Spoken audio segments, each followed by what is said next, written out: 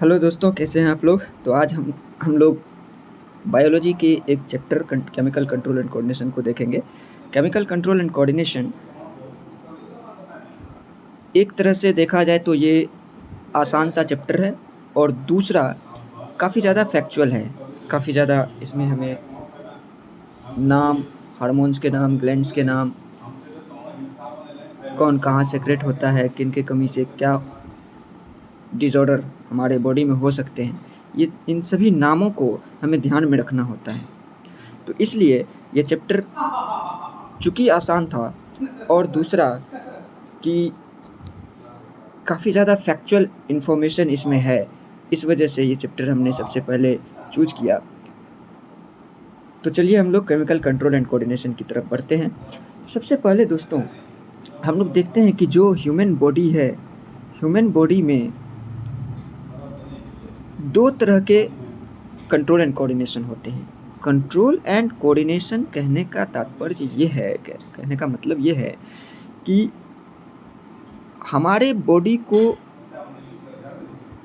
कहीं ना कहीं किसी ना किसी तरह से जो है हमारा ब्रेन कंट्रोल कर रहा होता है। चाहे वो किसी प्रकार का मूवमेंट हो हमारे बॉडी के अंदर, चाहे वो किसी प्रकार का फंक्शन हो हमारी बॉडी के अंदर, कहीं ना कहीं किसी ना किसी तरह से ये सब कुछ ब्रेन से कंट्रोल होता है।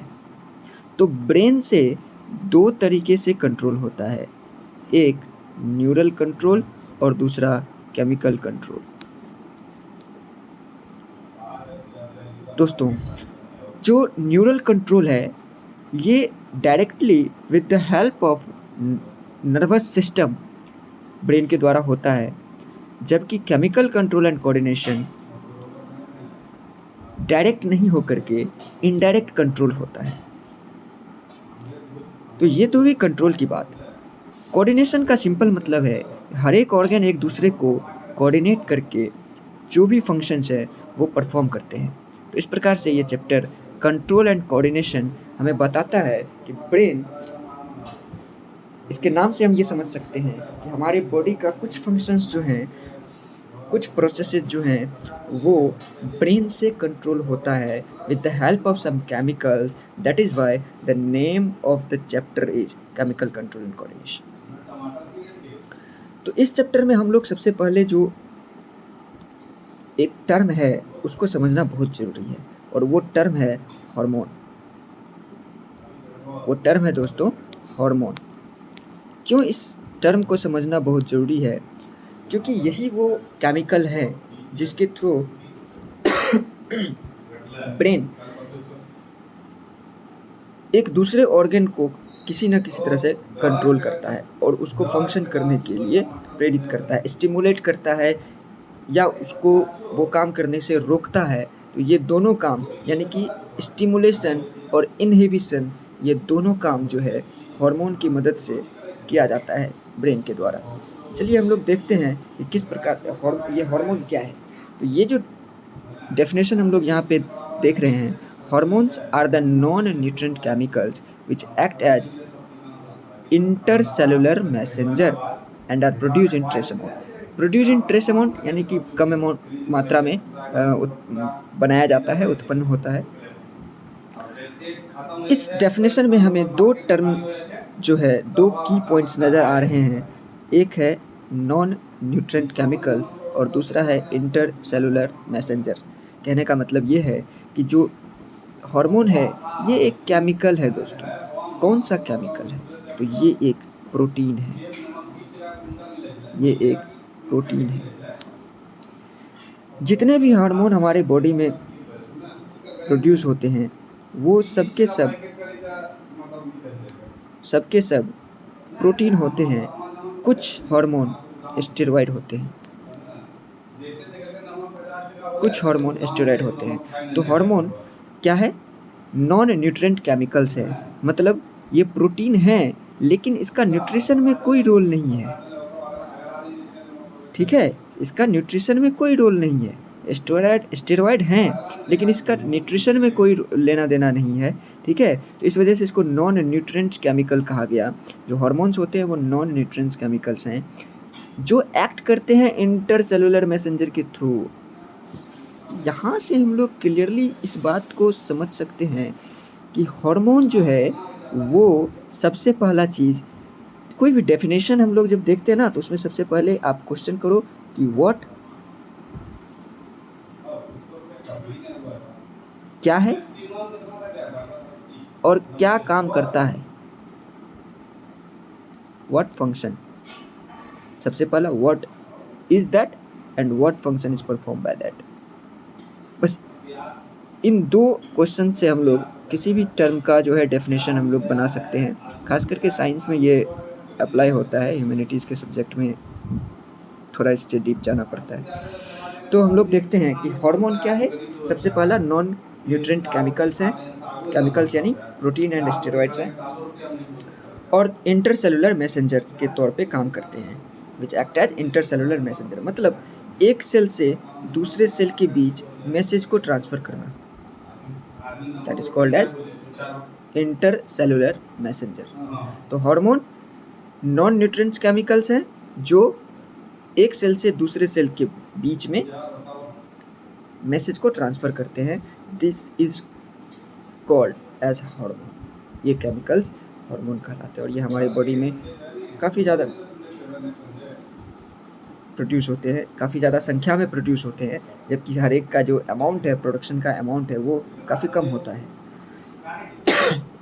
सॉरी। तो आइए दोस्तों हम लोग देखते हैं आगे। दोस्तों जो हार्मोन है या फिर और भी जो हमारे बॉडी में केमिकल प्रोड्यूस होते हैं, वो प्रोड्यूस होते हैं एक तरह के ग्लैंड से। वो प्रोड्यूस होते हैं एक तरह के ग्लैंड से, और वो ग्लैंड्स तीन प्रकार के होते हैं, और वो ग्लैंड्स 3 प्रकार के होते हैं। हम लोग देख सकते हैं 3 प्रकार के ग्लैंड्स हमारे बॉडी में पाए जाते हैं। जो सबसे पहला है वो है हमारा एक्सोक्राइन ग्लैंड, उसके बाद जो दूसरा है वो है हमारा इंडोक्राइन ग्लैंड, और जो तीसरा है वो है हमारा हेटेरोक्राइन ग्लैंड। एक्सोक्राइन ग्लैंड हम लोग सबसे पहले देखते हैं कि क्या है। एक्सोक्राइन ग्लैंड ऐसे ग्लैंड को कहते हैं जो सबसे पहले उसके पहचान के रूप में ये है कि जो एंजाइम को सेक्रेट करता है। क्या करता है? एंजाइम को सेक्रेट करता है, एंड और its secretion at the site of utility with the help of a duct. यानी कि ये एक डक्ट की सहायता से, यानी एक पाइप की मदद से ये अपने एंजाइम को या अपने सिक्रेशन को उस जगह पे पहुंचाता है जहाँ पे उसका काम है। ठीक है, तो ये हम लोग देखते हैं कि एक्सोक्राइन ग्लैंड्स में डक्ट्स होते हैं जिसकी मदद से जो एंजाइम है जो एक्सोक्राइन ग्लैंड सेक्रेट कर रहे हैं, इसको उनके काम की जगह पे पहुंचाया जाता है, साइट ऑफ यूटिलिटी के पास पहुंचाया जाता है। This are called as exocrine gland. और इसके एग्जांपल, इसमें हम लोग तीन की टर्म्स हम लोग ध्यान में रख सकते हैं। एक्सोक्राइन ग्लैंड किससे बोलेंगे? Those which secrets enzyme, those which secrets enzyme at the site of utility, okay, and for its secretion with the help of duct। Duct का होना बहुत ज़रूरी है, एंजाइम सेक्रेट करे ये भी बहुत ज़रूरी है, और ये जिस जगह पे प्रोड्यूस होता है एंजाइम उसी जगह पर ये काम करता है। एंजाइम के बारे में हम लोग डाइजेस्टिव सिस्टम में डिटेल से पढ़ेंगे। उससे पहले हम लोग इसका एग्जाम्पल देख लें, जैसे कि गैस्ट्रिक ग्लैंड। गैस्ट्रिक ग्लैंड दोस्तों स्टोमक में पाया जाता है और वहाँ पे गैस्ट्रिक जूस सेक्रेट करता है, गैस्ट्रिक जूस सेक्रेट करता है। और इस गैस्ट्रिक जूस में बहुत सारे एंजाइम होते हैं, जैसे कि सबसे पहला पेप्सिन नाम का एक एंजाइम होता है। ये पेप्सिन प्रोटीन को डाइजेस्ट करने का काम करता है, प्रोटीन को जो कॉम्प्लेक्स स्ट्रक्चर ऑफ प्रोटीन है उसको सिंपलर फॉर्म में तोड़ता है, ब्रेक डाउन करने का काम करता है, डाइजेशन, प्रोटीन के डाइजेशन को स्टार्ट करता है स्टमक से, पेप्सिन नाम का ये एंजाइम। तो इस प्रकार हम लोग देखते हैं कि जो एंजाइम्स हैं वो कहीं ना कहीं डाइजेस्टिव सिस्टम में काम आता है, और इनका एंजाइम्स का मेन काम ये है कि डाइजेस्टिव सिस्टम के रेट को इंक्रीज कर देता है, ठीक है, ताकि जल्दी जल्दी जो है भोजन वो सिंपलर कंपाउंड में टूट जाए और उसको हम लोग एब्जॉर्ब कर सकें। तो इस प्रकार से हम लोग ने देखा एक्सोक्राइन ग्लैंड। दूसरा जो ग्लैंड इंपॉर्टेंट है हमारे बॉडी में वो है हमारा इंडोक्राइन ग्लैंड। दोस्तों हम लोग इंडोक्राइन ग्लैंड के बारे में देखते हैं कि ये जो इंडोक्राइन ग्लैंड्स हैं ये सबसे पहला चीज़ हार्मोन सेक्रेट करता है, और हार्मोन अभी हमने देखा कि हार्मोन क्या होता है। और its secretion directly into the blood and they are the ductless glands. तीन की टर्म्स इसमें भी हम लोगों को ध्यान में रखना है कि एक सबसे पहले क्या सेक्रेट करता है, हार्मोन सेक्रेट करता है। दूसरा जो अपना सेक्रेशन है यानी कि जो हार्मोन है वो जहाँ उसकी ज़रूरत है वहाँ उसको नहीं डायरेक्टली नहीं भेजता, जब बल्कि ये ब्लड में भेजता है, और ब्लड से होते हुए ये अपने जो इसका जहाँ इसका काम है, जहाँ इसका साइट ऑफ यूटिलिटी है वो वहाँ पहुँचता है। लेट्स सपोज यहाँ पे प्रोड्यूस हुआ और यहाँ से इसे इस सेल के पास जाना है, ये ब्लड वेसल्स की मदद से ये सबसे पहले यहाँ से निकल के हार्मोन ब्लड में जाएगा और ब्लड से निकल करके इस सेल के पास जाएगा जहाँ उसकी ज़रूरत है। चलिए तो इसका एग्जांपल देख ले। एग्जांपल तो काफ़ी सारे हैं इसके, जैसे pituitary gland, pineal gland, thyroid gland. हम लोग ऊपर से नीचे तक एक बार पूरा इसका रिव्यू कर सकते हैं, हमने पहले ही स्लाइड में ये लगा के रखा है। देखिए सबसे पहले इसमें हाइपोथैलेमस आ जाता है सबसे ऊपर, उसके बाद हमारा पिनियल है, फिर पिट्यूटरी ग्लैंड है। एक्चुअली हाइपोथैलेमस के जस्ट नीचे पिट्यूटरी ग्लैंड है और उसके पीछे जो होता है वो पिनियल ग्लैंड होता है। फिर उसके बाद हम लोग देखते हैं कि जो थ्रोट है गर्दन के पास, गले के पास जो ट्रेकिया है उसके चारों ओर एक ग्लैंड होता है जिसको हम लोग थायराइड कहते हैं, और उसके डोर्सल साइड से हमें 4 येलो स्पॉट दिखाई पड़ते हैं जिसको हम लोग पाराथायराइड ग्लैंड कहते हैं। फिर उसके नीचे थैलेसिक कैविटी में हमें थाइमस ग्लैंड देखने को मिलता है। उसके नीचे हम लोग आए तो पेंक्रियाज है, एड्रिनल ग्लैंड है, और सबसे नीचे जो ग्लैंड पाए जाते हैं वो है गोनाइड्स, यानी कि गोनाइड्स मतलब जो मेल में टेस्टिस होते हैं और फीमेल में ओवेरी होते हैं। तो ये रहा हमारा इंडोक्राइन ग्लैंड्स। और इसके बाद हम लोग आगे बात करें तो जो तीसरा ग्लैंड है हमारे पास वो है हेटेरोक्राइन ग्लैंड। हेटेरोक्राइन ग्लैंड का सिंपल सा मतलब है दोस्तों कि जो ग्लैंड दोनों एक्सोक्राइन और इंडोक्राइन की तरह काम करें, एक्सोक्राइन और इंडोक्राइन की तरह काम करे, यानी कि उसके पास डक्ट भी हो, कुछ फंक्शंस वो डक्ट की सहायता से करे, कुछ फंक्शंस डायरेक्ट ब्लड की सहायता से करे। ठीक है, तो पेंक्रियाटिक जूस के बारे में अगर बात करें तो पेंक्रियाज जो है वो पेंक्रियाटिक जूस सेक्रेट करता है जिसके अंदर काफ़ी ज़्यादा एंजाइम होता है, और वो डायरेक्टली जो है ड्यूडेनम के अंदर सेक्रेट करता है ना।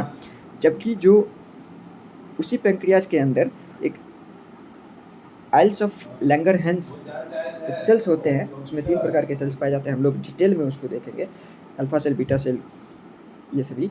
तो वो जो हैं अपना सेक्रेशन किसी भी डक्ट की सहायता से नहीं, अभी तो अपना सेक्रेशन डायरेक्टली ब्लड में डालते हैं, और ब्लड की सहायता से उसको हर एक सेल के पास जाना होता है। जैसे आप लोगों ने सुना होगा पेंक्रियाज से इंसुलिन सेक्रेट होता है, तो इंसुलिन का काम केवल पेंक्रियाज में नहीं है। ऐसा नहीं है कि इंसुलिन पेंक्रियाज में सेक्रेट हुआ और पेंक्रियाज में ही उसका काम है, जबकि उस इंसुलिन को पूरे बॉडी के अंदर सर्कुलेट होना है, हर एक सेल के पास जाना है। Each and every cell needs insulin. ठीक है, किस लिए वो हम लोग आगे देखेंगे, लेकिन ज़रूरत पड़ती है उसको इंसुलिन की, तो उस वजह से जो है उसको पूरे बॉडी के सेल के A to Z सेल के पास पहुंचना है, तो उस वजह से वो एक ही चीज़ की सहायता से जा सकता है, वो ब्लड की सहायता से जा सकता है। ठीक है, this is called as heterocrine gland. और इसका सबसे बेस्ट एग्जांपल हम लोग देखते हैं कि ये जो है हमारा पेंक्रियाज है। नेक्स्ट हम लोग आगे बढ़ते हैं तो हमारा जो ऊपर से नीचे के क्रम में अभी हम लोग एक एक करके सारे जो हमारे एंडोक्राइन ग्लैंड्स हैं उसको हम लोग देखेंगे कि वो क्या है, कैसे क्या फंक्शन करते हैं, कौन सा हार्मोन सेक्रेट करते हैं। ठीक है, और उसके बाद उसके हार्मोन के अधिक सेक्रेशन और कम सेक्रेशन से क्या डिसऑर्डर हमारे बॉडी में होता है, हम लोग उसको देखेंगे। क्लियर? चलिए हम लोग सबसे पहले स्टार्ट करते हैं हाइपोथैलेमस से।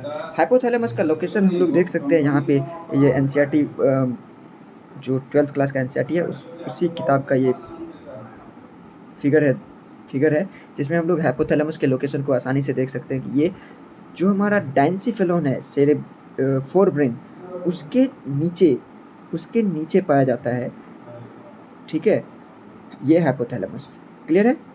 हाइपोथैलेमस ये एक तरह से हम लोग देख सकते हैं कि ये कनेक्टिंग लिंक है between exocrine and endocrine system.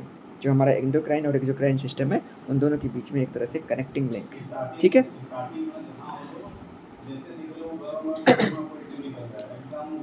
तो दोस्तों हम लोग अगर बात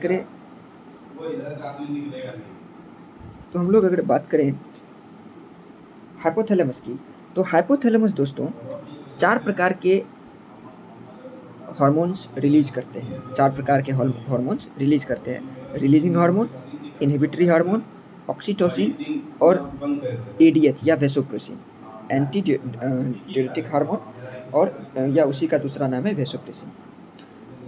देखिए एक्चुअली में सॉरी, रिलीज नहीं, ये प्रोड्यूस किया जाता है। Releasing hormone produce in hypothalamus, inhibitory hormone produce in hypothalamus, oxytocin and ADH also produce in hypothalamus.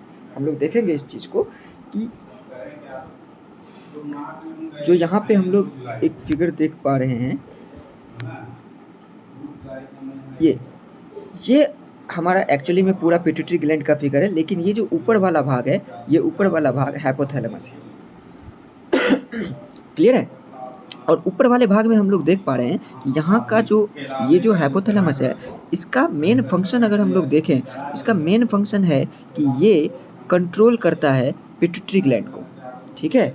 Hypothalamus control करता है पिट्यूटरी ग्लैंड को, और पिट्यूटरी ग्लैंड को हम लोग जानते हैं दोस्तों, पिट्यूटरी ग्लैंड को हम लोग क्या बोलते हैं? मास्टर ग्लैंड बोलते हैं। पिट्यूटरी ग्लैंड को क्या बोलते हैं? मास्टर ग्लैंड बोला जाता है।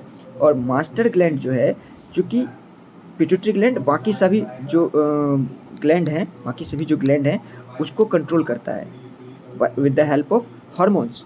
बाकी सारे एंडोक्राइन ग्लैंड्स को कंट्रोल करता है, लेकिन हाइपोथैलेमस उस मास्टर ग्लैंड का भी मास्टर है, सुपर मास्टर हम लोग कह सकते हैं, क्योंकि हाइपोथैलेमस कंट्रोल करता है पिट्यूटरी ग्लैंड को। कैसे कंट्रोल करता है हम लोग आगे देखते हैं।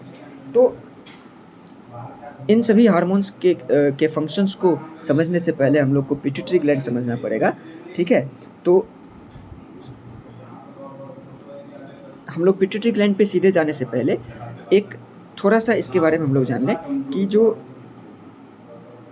रिलीजिंग हार्मोन और इनहिबिटरी हार्मोन है, ठीक है, ये दोनों पिट्यूटरी ग्लैंड पे एक्ट करते हैं, ठीक है। और जो ऑक्सीटोसिन और एडीएच है, ये सीक्रेट तो होते हैं हाइपोथैलेमस से, लेकिन पिट्यूटरी ग्लैंड के अंदर स्टोर हो जाते हैं। कहाँ स्टोर होते हैं हम लोग देखेंगे, पोस्टीरियर लोब में स्टोर होते हैं। उसके लिए हमको पूरा पिट्यूटरी ग्लैंड पहले पढ़ना पड़ेगा।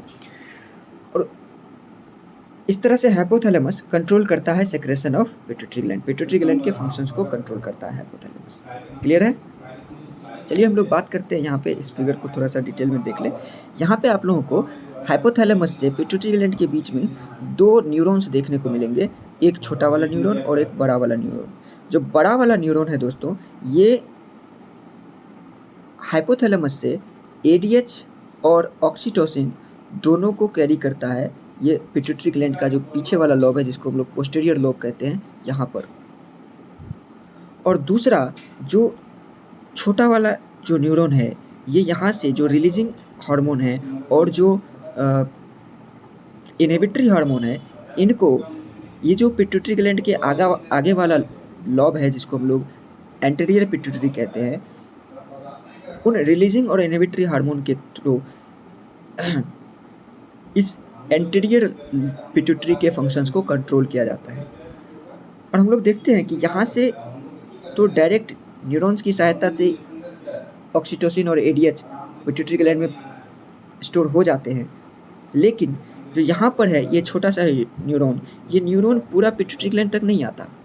यहाँ पे दोस्तों एक दूसरा कॉन्सेप्ट आता है, जिसको हम लोग बोलते हैं पोर्टल सर्कुलेशन। आप एनसीईआरटी में देखोगे, यहीं कहीं इसी फिगर के आसपास वो लिखा हुआ है, पोर्टल सर्कुलेशन। हमें पढ़ने की कोई आवश्यकता नहीं है। पोर्टल सर्कुलेशन के थ्रू ये एंटीरियर लोब को कंट्रोल किया जाता है और न्यूरल कंट्रोल के थ्रू पोस्टीरियर लोब को कंट्रोल किया जाता है। इस प्रकार से हम लोग देखते हैं कि किस प्रकार से हाइपोथैलेमस कंट्रोल करता है पिट्यूटरी ग्लैंड को। नेक्स्ट आगे बढ़ते हैं हम लोग। इसके हार्मोन को समझने से पहले हम लोग पिट्यूटरी ग्लैंड को पूरा समझते हैं, उसके बाद फिर से वापस एक बार पीछे आकर के हम लोग इस स्लाइड को हम लोग देखेंगे। तो पिट्यूटरी ग्लैंड दोस्तों, ये it is called as the master gland, it is called as the master gland. ये बहुत कॉमन सी बात है, आजकल हर कोई जानता है। सॉरी। तो दूसरी सबसे इम्पोर्टेंट बात पिट्यूटरी ग्लैंड के बारे में है, it is the smallest gland of the human body. ये पी शेप्ड, पी जो मटर का दाना होता है उस उतना ही बड़ा और इसी साइज का होता है। P shaped bilobed gland located in the sella turcica cavity of the brain. जो ये पिट्यूटरी ग्लैंड है ये इस प्रकार से होते हैं, और ये जो है सुरक्षित होते हैं। जो हमारा स्कल है उस स्कल के अंदर एक कैविटी बना हुआ होता है जिसको हम लोग सेला टर्सिका कहते हैं। सेला टर्सिका याद रहे कि वो किसी ऑर्गन का नहीं बल्कि एक कैविटी का नाम है, जो कैविटी जो है स्कल में बना हुआ है। That cavity is known as sella turcica. ये कैविटी जो है इसको हम लोग सेला टर्सिका बोलते हैं, और इसी के अंदर पिट्यूटरी ग्लैंड पाया जाता है। ठीक है, आगे हम लोग बात करें दोस्तों, तो ये जो पिट्यूटरी ग्लैंड है, पिट्यूटरी ग्लैंड के 2 लोब हैं। अगर हम इस स्लाइड में हम लोग देखें तो यहाँ पे हम लोग देखते हैं, सॉरी, पिट्यूटरी ग्लैंड के 2 लोब हैं। एक सामने आगे साइड, इसको हम लोग बोलते हैं एंटीरियर पिट्यूटरी, और एक पीछे साइड उसको हम लोग बोलते हैं पोस्टीरियर पिट्यूटरी। क्लियर है? आगे वाला हो गया एंटीरियर पिट्यूटरी और पीछे वाला हो गया पोस्टीरियर पिट्यूटरी। एंटीरियर पिट्यूटरी के लिए और भी नाम, बायोलॉजिकल टर्म अगर हम लोग यूज़ करें तो एडिनो हाइपोफाइसिस होते हैं। पिट्यूटरी पोस्टीरियर पिट्यूटरी के लिए न्यूरो हाइपोफाइसिस नाम टर्मिनोलॉजी यूज़ किया जाता है। और इसके अलावा एक और टर्म्स यूज़ किया जाता है इन दोनों के लिए, पार्स डिस्टेलिस और पार्स नर्वोसा। इनको हम लोग पोस्टीरियर पिट्यूटरी को पार्स नर्वोसा और इसको पार्स डिस्टेलिस कहते हैं। इतना ज़्यादा टर्मिनोलॉजी याद रखने की ज़रूरत नहीं है। इसके अलावा दोस्तों, जो ये एंटीरियर पिट्यूटरी और पोस्टीरियर पिट्यूटरी है, ये दोनों इंटरलिंक्ड होते हैं एक लॉब से, जो इन दोनों के बीच अवस्थित है, और इसको हम लोग बोलते हैं पार्स इंटरमीडिया। पार्स, अच्छा सॉरी, हमने यहाँ पे लिख रखा है ये पार्स इंटरमीडिया।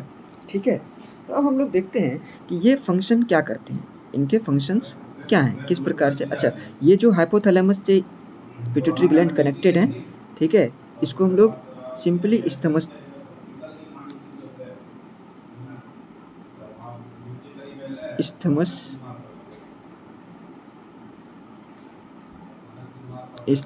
या फिर इनफंडिबुलम बोलते हैं।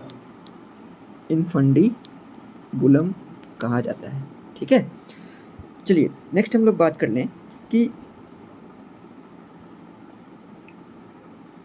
पोस्टीरियर ग्लैंड से कोई भी हार्मोन सेक्रेट नहीं होता है। इस बात को हम लोग को ध्यान में रखना है। हमने पहले भी बताया कि जो ऑक्सीटोसिन है और एडीएच है वो प्रोड्यूस होता है हाइपोथैलेमस में और स्टोर होता है पिट्यूटरी ग्लैंड में, सॉरी पोस्टीरियर पिट्यूटरी में। ठीक है, और पोस्टीरियर पिट्यूटरी का काम सिर्फ इतना है, स्टोर एंड रिलीज। स्टोर करता है और रिलीज करता है किसको? तो ऑक्सीटोसिन को और एडीएच को। ठीक है, ये 2 तरह के हार्मोन जो हैं वो सेक्रेट होते हैं हाइपोथैलेमस से। हम लोग डिटेल में इसके बारे में देखेंगे। चलिए, तो हम लोग बात करते हैं, अब बचे 2 पिट्यूटरी ग्लैंड के 2 हिस्सा, 2 भाग। एक एंटीरियर लोब, या इसको पार्स डिस्टेलिस या एंटीरियर पिट्यूटरी भी कहा जाता है, पार्स डिस्टेलिस कहा जाता है, और दूसरा पार्स इंटरमीडिया। दोस्तों, एंटीरियर लोब से 2 तरह के हार्मोन सेक्रेट होते हैं, ग्रोथ हार्मोन, थायराइड सॉरी 2 नहीं 5 तरह के। तो पहला हो गया growth hormone, thyroid stimulating hormone, adrenocorticotropic hormone, prolactin और गोनाडोट्रोपिन। और गोनाडोट्रोपिन जो है ये 2 होते हैं, एक फॉलिकल स्टिमुलेटिंग हार्मोन, दूसरा ल्यूटिनाइजिंग हार्मोन। क्लियर है?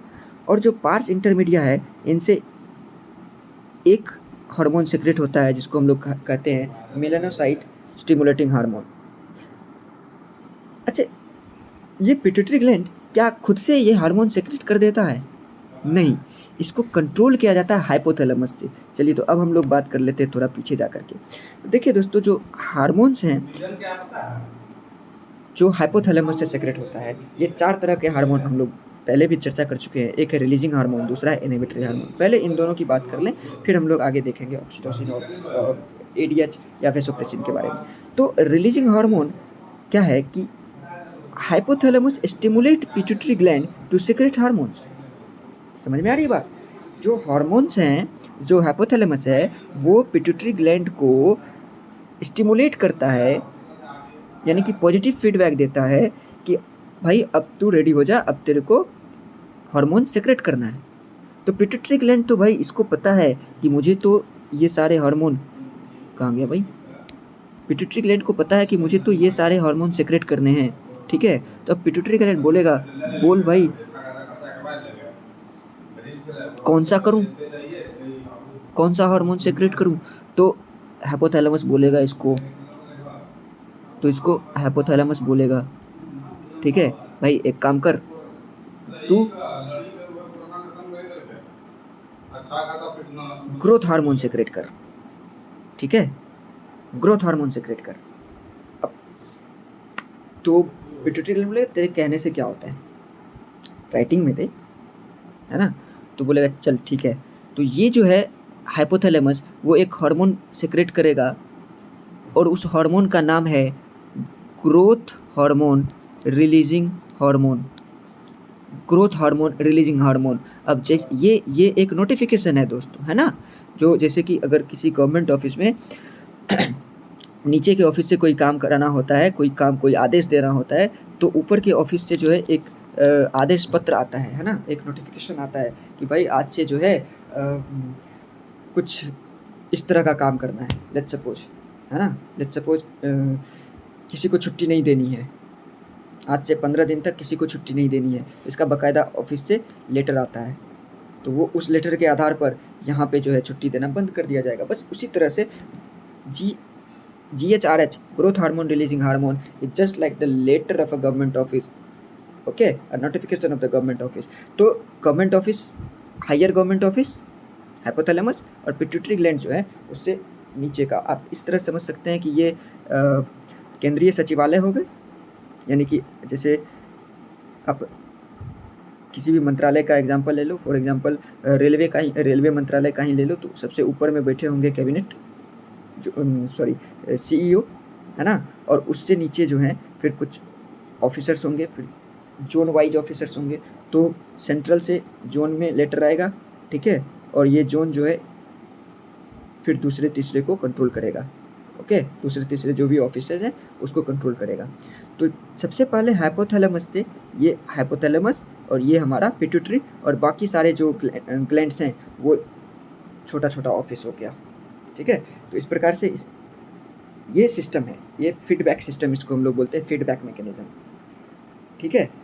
ये इसको पॉजिटिव फीडबैक देता है तो ये रिलीज करता है। अभी यहाँ से जब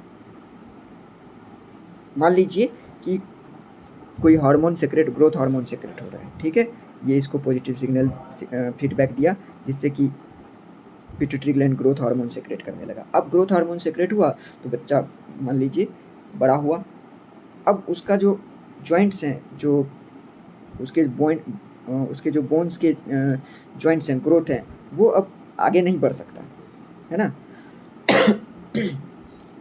तो अब क्या होगा कि अब भी अगर ग्रोथ हार्मोन रिलीज होता रहेगा तो ये जो बोन है ये सीधा होने के बजाय टेढ़ा हो जाएगा, है ना। तो इस वजह से फिर ब्रेन को एक नेगेटिव फीडबैक जो है यहाँ से मिलता है ब्रेन को, और फिर ब्रेन बोलता है हाइपोथैलेमस को, भाई बंद करो, अब इसकी ज़रूरत नहीं है ना। तो फिर यहाँ से नेगेटिव फीडबैक मिलता है पिट्यूटरी ग्लैंड को, पिट्यूटरी ग्लैंड जो है ग्रोथ हार्मोन सेक्रेट करना बंद कर देता है। दिस इज़ कॉल्ड, इस तरह से हमारा जो पूरा केमिकल कंट्रोल का जो फंक्शन है वो कंट्रोल होता है, और इसको हम लोग बोलते हैं फीडबैक मैकेनिज्म, फीडबैक मैकेनिज्म, ठीक है। चलिए इस तरह से फिर वही हमने कहा कि अगर उसको रोकना होगा तो वहाँ पे क्या रिलीज होगा, इनहिबिटरी हार्मोन्स, ठीक है। ये क्या करते हैं, इनहिबिट करता है पिट्यूटरी ग्लैंड को फॉर सेक्रेशन, फिर इसी तरह से ग्रोथ हार्मोन को सेक्रेट होने से रोकना है तो ग्रोथ हार्मोन इनहिबिटरी हार्मोन, ठीक है। फिर उसी तरह से prolactin inhibitory hormone, gonadotropin inhibitory hormone, जैसे गोनाडोट्रोपिन रिलीजिंग हार्मोन है उसी तरह से गोनाडोट्रोपिन इनहिबिटरी हार्मोन है, ठीक है। तो आप लोगों को ये ध्यान में रखना है कि जो हाइपोथैलेमस है उससे कौन कौन से हार्मोन रिलीज हो रहे हैं, ठीक है। कई बार इनसे जनरल जो एग्जामिनेशन होते हैं गवर्नमेंट जॉब के वनडे एग्जामिनेशन, उसमें ये इन सबसे क्वेश्चन पूछे जाते हैं। आजकल तो पीसीएस में भी काफ़ी ज़्यादा बायो से, फिजिक्स से, केमिस्ट्री से ये सबसे क्वेश्चन पूछे जाने लगे हैं। दूसरी बात करें कि जो हाइपोथैलेमस का दूसरा फंक्शन है वो उसमें 2 और हार्मोन रिलीज करता है। एक इम्पोर्टेंट है ऑक्सीटोसिन और दूसरा एडीएच। ऑक्सीटोसिन की बात करें दोस्तों तो ये मिल्क रिलीजिंग हार्मोन है, याद रखिए मिल्क रिलीजिंग हार्मोन है, ठीक है। आगे हम लोग एक और टर्म देखेंगे मिल्क प्रोड्यूसिंग हार्मोन, वो प्रोलैक्टिन के लिए है, हम लोग आगे उसके बारे में चर्चा करेंगे। यहाँ इसमें हम लोगों को देखना है कि जो ऑक्सीटोसिन है ये मिल्क रिलीजिंग हार्मोन है, ठीक है। इसको लव हार्मोन भी कहते हैं और बर्थ हार्मोन भी कहते हैं। बर्थ हार्मोन इसीलिए कहा जाता है क्योंकि जिस समय में प्रेगनेंसी के लास्ट टाइम में जब बच्चे का डिलीवरी होता है उस समय में ये ऑक्सीटोसिन जो ओवेरी के कॉन्ट्रैक्शन और एक्सपांसन कराने का काम करता है, कॉन्ट्रैक्शन कराने का काम करता है और एक्सपांसन कराने का काम करता है, इसलिए। और जो बच्चे के बर्थ में, बच्चे को जन्म लेने में काफ़ी ज़्यादा हेल्पफुल होता है, ठीक है। इसलिए इसे जो है बर्थ हार्मोन के नाम से भी जाना जाता है। तो मिल्क रिलीजिंग हार्मोन क्या है? ऑक्सीटोसिन है। लव हार्मोन या बर्थ हार्मोन, इसका दिमाग पे भी इसका असर पड़ता है, तो कभी कभी आदमी पागल हो जाता है। तो और उसका